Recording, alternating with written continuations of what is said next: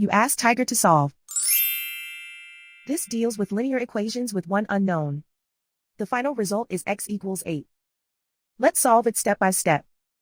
Group all constants on the right side of the equation. Subtract 4 from both sides. Group like terms. Simplify the arithmetic.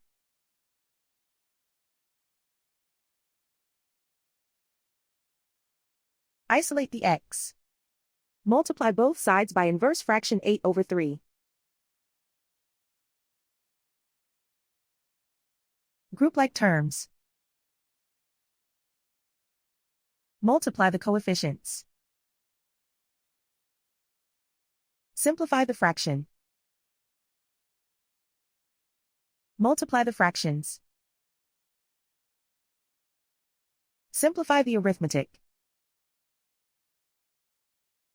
And so the final result is x equals 8.